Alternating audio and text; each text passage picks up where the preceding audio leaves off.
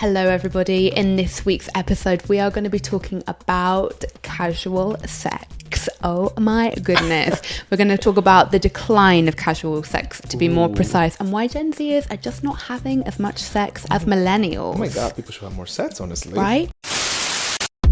Hey Enzo. Oh, this is probably too long for a voice note. Hey Claire, I know. Save it for the podcast. Your space for an unfiltered and candid conversation. Skip the small talk and dive in deep.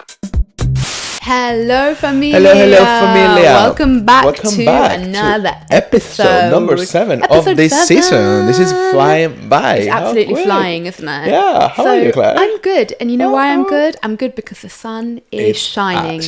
London, and I believe quite some places in Europe as well, having great weather, and it makes such a difference, doesn't it? Yeah. I think you don't appreciate enough is until you live in London. It's it's been almost 10 days of people probably are like, what the fuck, guys? But 10 days of unstoppable sun and blue skies. It's so good. It changed your life. It changed your life, totally. honestly. You know? I was going to ask Enzo actually at the beginning. So we're kind of in a new season. So we're in spring now.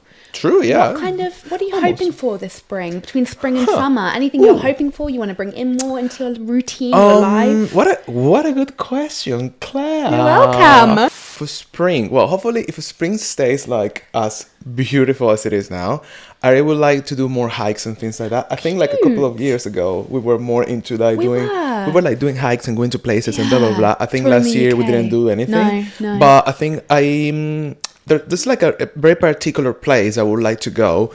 I don't remember what it said, but it's very popular because it has like these arches, like a tunnel with big arches. It's not really far from London. Not Dover.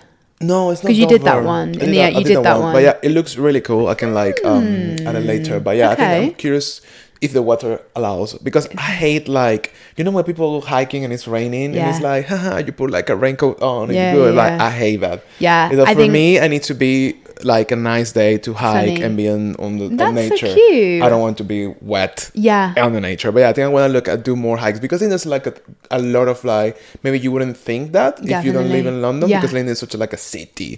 But really nearby there's a lot of nature, hikey, mountains, things to do, a lot of trails. So I think this year I want to tap more into that part. I'll come with you to keep you company / annoy you. I will invite you. Thank you. So, I have to say I have if you're British and you're watching this, you'll know what this is, but I have a bit of trauma from muddy, cold hikes. Because we used to do this thing called the Duke of Edinburgh Award. Have I ever told you about this? What's that? Wincy, if you're watching.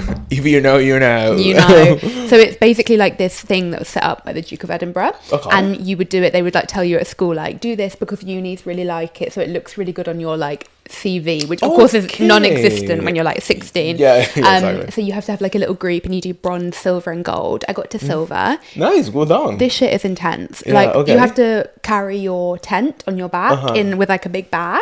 It's like a proper. And then you hike, and you have a navigation, and my god, this is showing my age. I think there weren't really phones then. Yeah, of course there were no phones. I mean, there were phones or maps. Exactly. There were real maps. Exactly. Yeah. Fucking hell. Yeah. And you have to then you walk all day, and your reward at night is to put your tent up, and then you have to cook.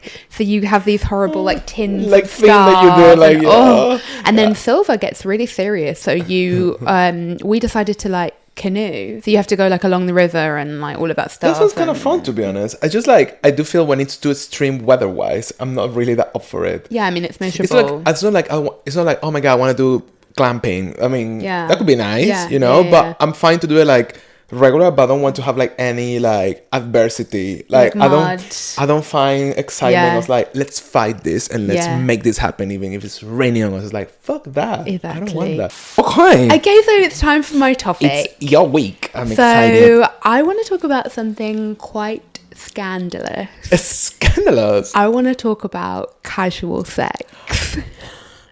Oh my god. Claire! So the reason I'm bringing this topic is because I don't know if you've seen, but there's lots of articles and content popping around at the moment about how Gen Z are not having casual sex. Okay. So obviously something that we both can't relate to anymore. Bless them, they don't do anything. It's like nothing is happening for them. If this series can be summed up, it's like how Gen Z are just really boring. But I don't want to talk about it from that angle. I'm like, Claire, you're like a almost married lady now. I know. You're talking about casual So sex. it's sort of This is like exciting, obviously something that about this. we cannot relate to anymore. But that doesn't mean that we can't talk about it. We can't unpack Honestly, it. And I feel like it's quite a cultural phenomenon, actually. Oh. So I thought, let me bring this to the poddy. I like this. Let's start at the beginning with some statistics, and let's just see a little bit about what's going on with Gen Z and casual sex.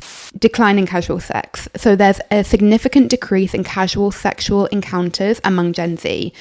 Only 23% reported that their friends engage in one-night stands, compared to 78% of millennials two decades ago. Fucking heck. So basically, we were big hoe bags, and they're like not doing that. So 23% for Gen Zers, 78% for millennials, which is obviously our generation. That's like a huge It's massive, gap. right? Like, huge. And by the way, this is quite globally, so it's not just the UK. Okay, that's globally, yeah. It's quite globally. So this was something that really surprised me. Wow, yeah. And this is that there's actually been a massive increase in pro-marriage sentiment among Gen Zers. How interesting. So nearly 2/3 of Generation X adults, so age 18 to 27, believe that marriage remains an important institution. This is a notable increase from 20 years ago, when 39% of young adults considered marriage irrelevant. So let's go into kind of why Gen Z are maybe moving away from casual sex or one-night stands. Let's talk about, is it a good thing? Is it a bad thing? There's other things that I want to go into, but let's just get Enzo's opinion on this from the top. Oh my lord. I think shocked, both things are shocking. Like the marriage thing is very shocking because I think our generation is stepping away so much from that marriage institution. Like I think it's almost rare to find friends getting married. Totally, yeah. I think most of my friends are not married. Yeah. Even my straight, I mean, I guess if you are gay, it's a bit more common to not have married friends because it's whatever. But even my straight friends, that most of them are not married. It's more for convenience. It's for convenience. It's not like a thing anymore. So it's interesting to see how it's changing from this generation. Somehow find that in. So basically, like, is it tied? So the stopping of casual sex is tied to the marriage thing. So they want to have sex for the first time when they get married? It's a good question. For the very first time. Let's see some reasons why Gen Z might be moving away from one-night stands. So emotional well-being. Many Gen Zers prioritize mental health and see casual sex as an emotionally unfulfilling or anxiety-inducing. STD prevention and safety, with more awareness of sexual health, which I think is true. They're taking fewer risks compared to previous generations. Rise of intentional dating. So more young people want meaningful relationships rather than just hooking up for the sake of it. Changing cultural norms. There's less peer pressure to be sexually active, and celibacy or waiting for a serious relationship is more accepted. And finally, something that I thought was very interesting is the rise of the Me Too movement and consensual culture. So conversations around power dynamics, consent and safety have led to a more cautious approach to sex. Something else I do want to go into, though, which I do find interesting, is kind of the aspect of technology and dating apps. We've already talked about that on the podcast, so if you haven't seen it, I'm going to link it up in the cards now. But do we think this kind of plays into it? I do think this stuff about, like, you know, it being quite anxiety inducing is quite interesting. It's something that I've never really considered before. When you were listening to everything, I think everything made a lot of sense. And I think this is like warriors that have been going on for years and years and years now. I think now we're in a point that everything comes together and it kind of more people, especially younger ones, are like, all of this is here. Why we're still doing it? Because I think like it makes some, and I'm speaking from a example like, I don't know, in the gay world, like casual sex is like a big thing. It's very common. It's more, I think it's more, way more common than with straight relationships. So, you know, in the gay world, it's easier to have casual sex and it's like a big thing. But that being said, I have spoken with friends or people part of the community, and they can definitely agree, and they can actually say how stressful it can be, how how much impact can have in your mental health as well. That's so true. Like it's a bit of like, what's your value, what other people are valuing you, or like sometimes when you're having casual sex, feeling appreciated or not, people being discarding you or not because maybe you don't look certain way.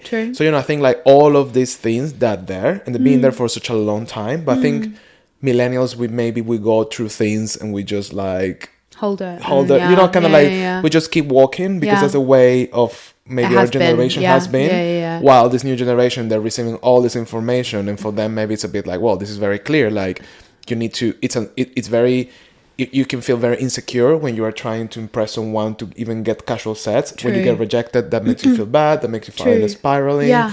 Then obviously diseases, even though that is something I will argue a bit, because I think nowadays we're in a point that there's so many ways of prevention. There's so many like techniques, pills, things like vaccines. There are many ways. I think you can approach it from the vaccine way up to like the more like preventive ways to kind of not get sick with anything, from whatever. So AIDS to like a regular STD. So, or something, exactly. So I think that's a bit like, maybe paranoia. I understand it's part of it, but if you take care of it, it's easier to prevent nowadays. I think that is quite surprising, because I think quite surprising, it's like there's so much knowledge about that, which I think is great. I didn't expect that knowledge to result in a decline in casual encounters. I would have thought it would have done the opposite. It would have made it more fun. And you would have had those tools to kind of communicate with that person and be like, hey, by the way, I'm on like PrEP or whatever. And then like, kind of makes it's interesting, because I think it's, again, I don't know, the generation gap, it's crazy, because I think the people that I know that they are millennials that actually feel more comfortable nowadays because they have like PrEP, or you have other techniques like prevention modes, and you can have sex like thinking like, oh, I'm protected more than before, which is what you're saying. So for me, like, it's so weird that the new generation, they say it like as a problematic. I don't know. I find something interesting about this. Like, kids, go and have sex. There's so many things that I want to talk about this, because I think we can talk about this so much. But do you not find it interesting that I believe in general that maybe our parents' generation, maybe they had less one night stands and less kind of sexual encounters, and then our generation, which obviously we're like older millennials, right? Because I think millennial starts from like, if you were born in the early 80s and we were born in, well, you were 89, I'm 90. So it's like, I think it's really common. Like, I don't think I know anyone that hasn't had a one night stand. Yeah, definitely. And now it's been this complete reverse into this new generation, into like the point where they're rejecting it. It's quite conservative in a way. And it's interesting because I mean, is it conservative? Is that a bit unfair? I view it as quite conservative. I think we could maybe argue that that's why our parents or our parents' generation weren't doing it, because maybe their kind of aspect of religion was a bit more prevalent. Like my parents, like if my parents wanted to live together, they had to be married. Probably the same for yours. Yeah, of course. That's obviously not the reality for us. Obviously, And that's not the reality for Gen Zers. As you mentioned now, like being like everything seems to be a bit more conservative. It's like true. And actually, I was reading an article today that was talking like how scary the war is getting lately, because it seems that there's a big trend of things getting more conservative, that we're going back in ways we see the world, we see people, we see like rights, like even for like LGBTQ plus rights, sometimes even with women's rights. Like there's so many like little things popping up. Yeah, you're so right. And the article was like, yeah, that's true. Like, wow. So I wonder like, but that made me think, because I didn't thought that was like, oh, this is because of Gen Zers. But then when you see something like that, it's clearly there's like a new wave in this new generation that thinks differently. It's interesting you say that, because when you were talking about this kind of these different pockets of conservatism kind of popping up, I was thinking about, let's not go into this too much, but I was thinking about trad wives. Those girls, like, if you don't know what a trad wife is, it's a traditional wife. So, a woman that will not work, she'll be at home, the husband will work and provide money for them both, and she'll like stay at home and like cook. Nara Smith is an example, a very famous example of a trad wife. But a lot of these girls that you see, I think Nara Smith herself as well, like they're super young. They're really young girls. They're in that they're not our age. They're younger.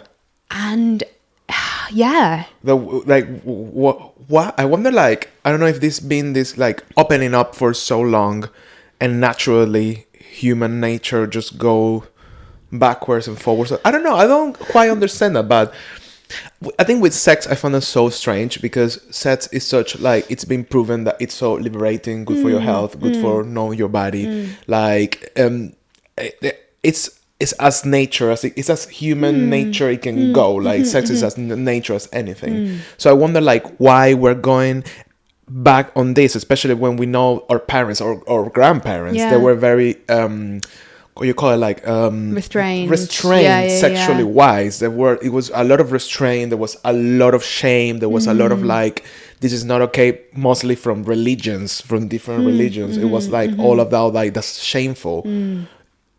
Unless it's for procreation, and you get all of that. So it's weird that we got so far of this accepting and understanding like it's as natural as talking or having friends. Totally. It's part of our well-being. Let's go back to this kind of like argument that maybe some Gen Zers would make about casual sex not being that fulfilling.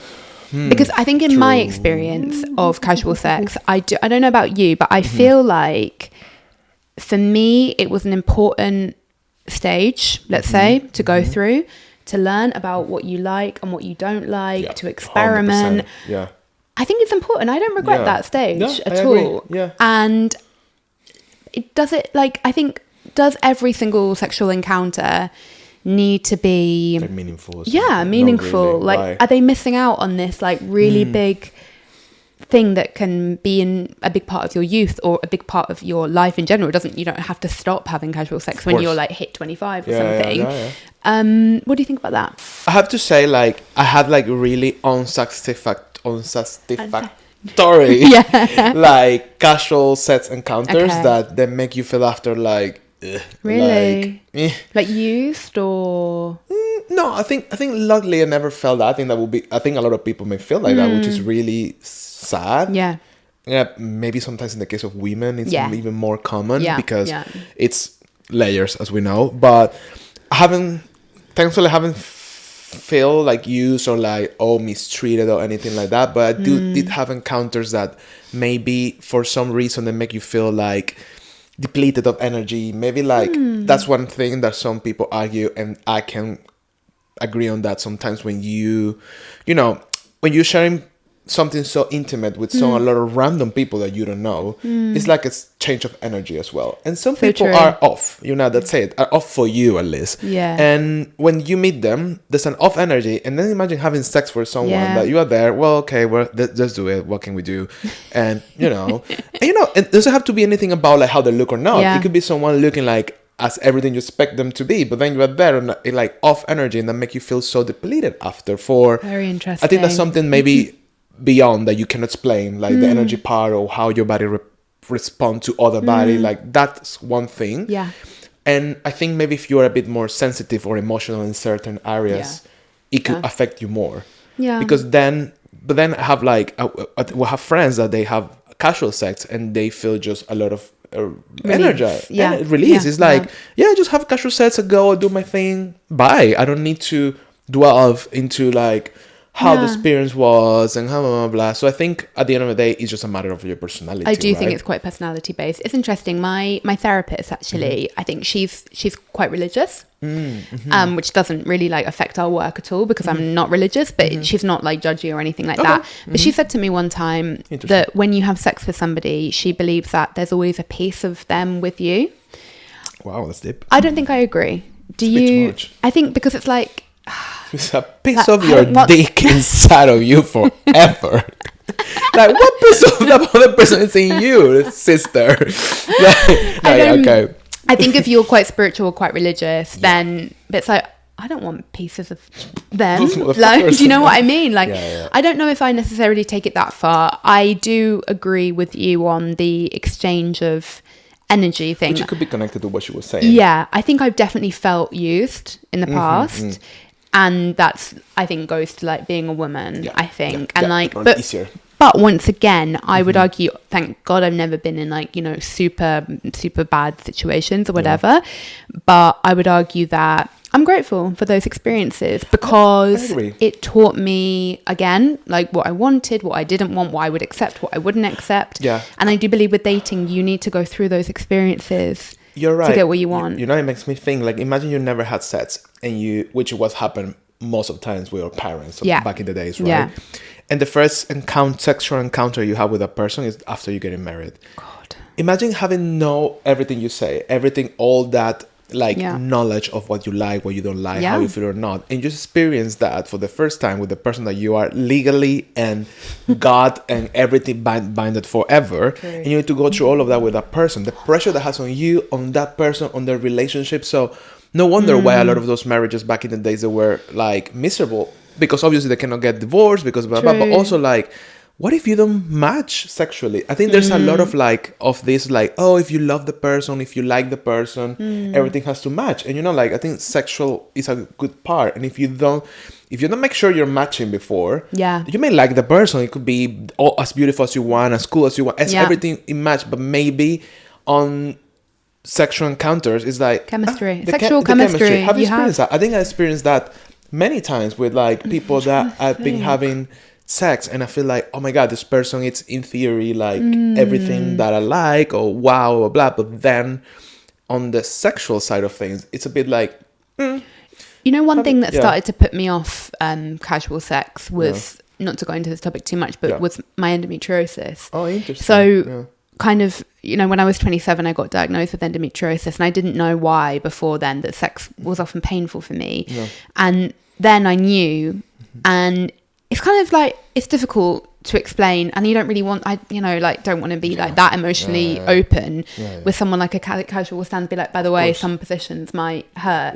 So it kind of got a bit like, and I think I was getting older kind of anyway, and like wanting something a bit more meaningful, but it was kind of like, I can see, obviously sex can be painful for men sometimes, but sex is often quite painful for women because of, you can have PCOS, you can have endometriosis, you can have I can't remember what it's called, but where it literally feels like daggers inside of you. You know, it's super painful. Like, women can faint from the pain of sex. And so I do understand why casual, because it's not that, it can be not satisfying, because you can't, you know, that's the benefit of having, doesn't need to be a long-term partner, but maybe somebody who you're a bit more comfortable with. It can still be like a fling, but you're comfortable telling them, like, by the way, like, I don't want to go on top because it's fucking painful, and then I'm going to stop enjoying it because it's painful. You know, yourself. I mean, it should be the norm. Like, you should be able to be like, I don't like this, I don't need that.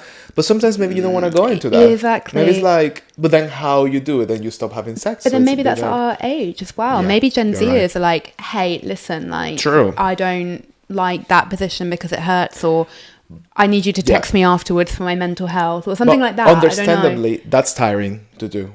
It could be a tiring thing. Like, even though I think for Gen Zers, maybe it comes for my experience, it comes natural for them. They don't really double think like us to like, oh, I'm gonna be emotionally open now with this person. You know, like, I think we can be more like self-aware of these things because it's not as natural for us.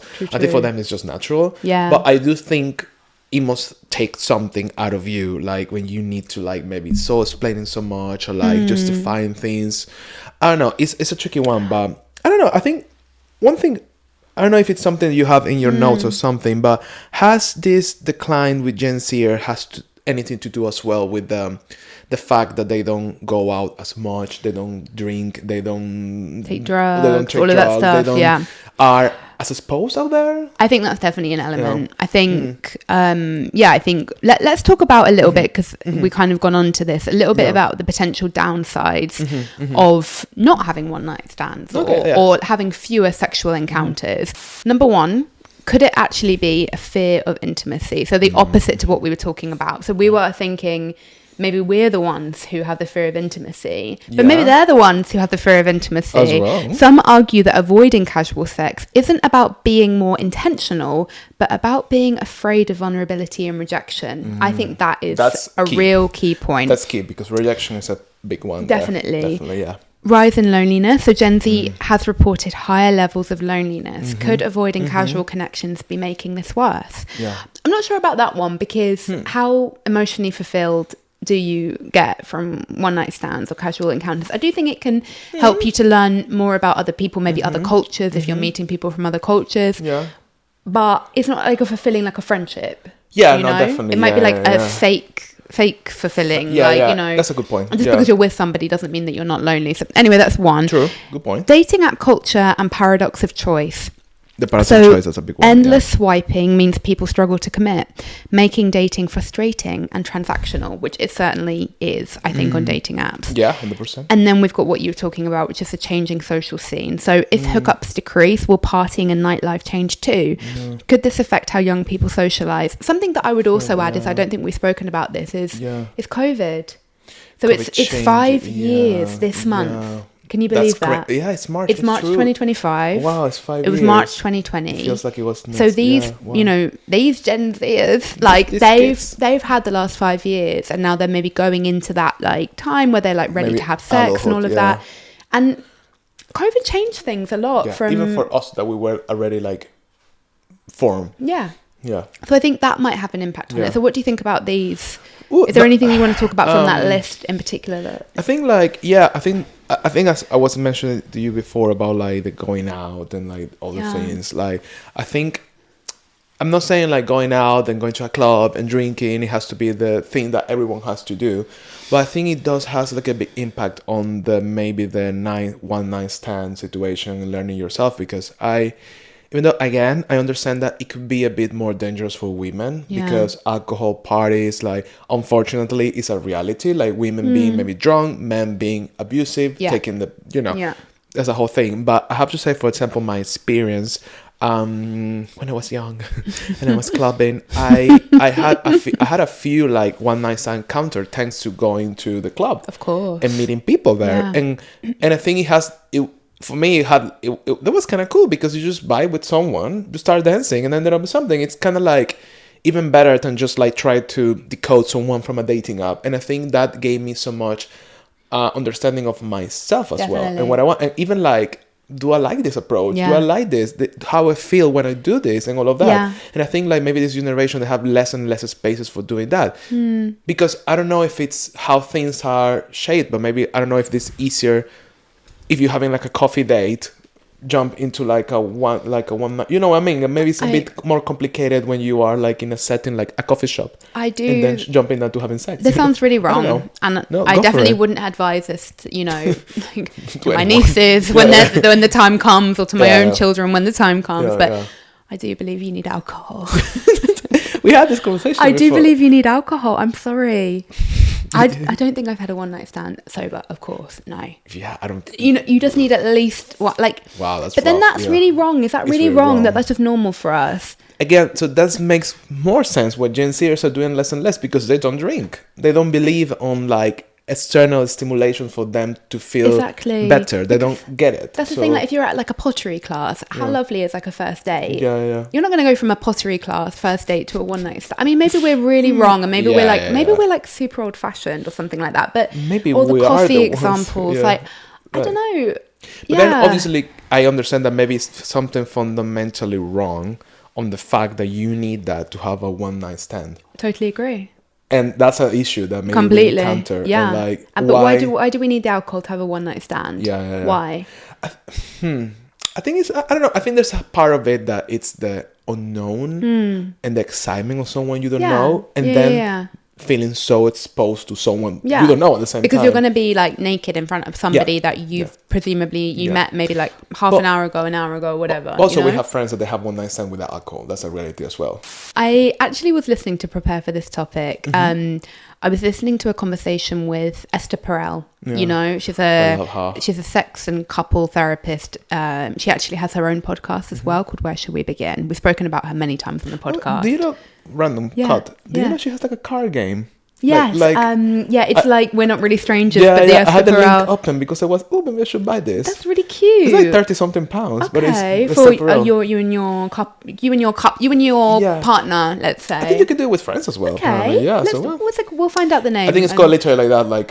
Where Should We Begin? Yeah, she does actually do a plug for that on this podcast episode, but she was talking a little bit about the host of the podcast and asked her about this and about her concerns for the new generation and like, you know, the decrease in casual encounters and the increase in dating app culture. And also, she asked her about the ick. So I know that isn't directly related, but if you don't know what the ick is, it's like, it's kind of like a phrase that like young people use, Gen Zers use to basically describe when you've gone off of somebody. Like, he's given me the ick. And Esther was saying that this is really problematic because it doesn't allow for people to be human. Because you get the ick when somebody makes a mistake, right? Yeah, it's like, oh, he like ordered like that. I can't believe he ordered that. Like, that's giving me the ick. Or maybe he did this thing in bed that, you know, to a degree that he wasn't wrong, but she didn't like that, so it gave her the ick. And I think that this goes into it. It's kind of this thing. I think there's something about, you know, having so much choice, the paradox of choice. And if you finally do hook up with somebody, you're looking for imperfections in them, mistakes that they may make, and then you might bin somebody because you might get the ick. It's just somehow linked. So interesting. And when you mentioned that, I was like, it was on Twitter or on Instagram, I don't know. It was like a whole thread. It was on Twitter. About someone starts saying like, oh, you know, it's really hard. There's no way to turn back when your partner gives you the ick for the first time.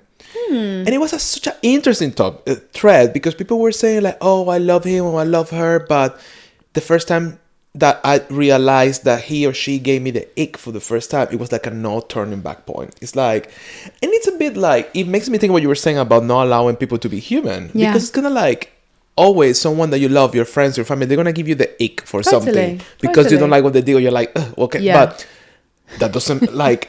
But then it makes me think, like, imagine how crazy it would be, because I think this is a very Gen Z thing, to be like, you're in a date with someone, you're dating for months, and then they have like something that makes you feel the ick, and then because of that you stop dating them. I mean, if it's something really bad, I understand, but like silly things or maybe smaller things, it's like so fucked up. I feel like it's weird. Really once again, like really transactional, and like people can't just be binned because of there are very good reasons to bin people, of course, but you know, if for example like you love this guy or you love this girl and you just really hate that they like eat with their mouth full, you can probably make a joke out of it and say like, oh my god, stop it, you're eating with your mouth open, like you know, and I don't think that's I don't think I agree with that sentiment of like when you feel the ick, that you can't bring it back. And definitely, you know? I think it's like, that's what, obviously in that one night stands, there's hundred of chances to give you the ick. It's someone you don't know, and like even you can give your own self the ick. It's like, oh, I did that, or like. But don't you think again that the ick is just avoidance? Let's call it what it is. It's avoidance. It's avoidance because it's like overthinking with avoidance, something like that. You know, oh, I didn't like that. Like, that's enough. Like pushing them away is what the ick is. I think it's a bit of pushing. Yeah, you know what? I think we're in such like an interesting moment in life because I think we reach this point where we have all the knowledge, all the information, all the channels, everything, and it's all sitting in there. Yeah, and it's kind of like, I think this generation has this job in a way to kind of like dissect this, digest it, and see how it works for them. And I think it's so many years and so many experiences, and I think it can be hard, it can be difficult, because I think they can be also very, for the good, for the bad, very self-aware, like overly aware. Not self-aware, very aware of everything, because everything is there. We didn't have a lot of those things, for the good or for the bad. Sometimes I think it was a bless to not having all of the tools that we have nowadays, right? So imagine having everything there, and you need to digest it in one go. I just hope for ourselves that we are not. I don't want it to be as we are with our parents sometimes, you know. I think the gap. I think sometimes with our parents, the gap is a fucking cliff, you know, and that's so annoying. I hope that we as millennials, we have enough tools to kind of keep up and stay closer with Gen Zers and understand and not having a gap, but more than having like a free discourse. And I think we're gonna experiment this soon. You with your cousin, with your nieces, and like me with like family members as well. And probably when you have a kid, I think we're gonna be there. Well, thank you so much. Thank you so much. Thoroughly enjoyed this talk. I really like this, and a really good topic. I think we can go on more. We should do like a second part, honestly, because this topic has legs. Exactly, legs and arms. But please, Gen Zers, put us in our place. Tell us where we're Please. wrong. Yeah. And yeah, can't wait to hear from you. Yeah. Exactly. Thank you very See much. you next week. Bye. Bye, See you next week, familia. guys. Bye bye.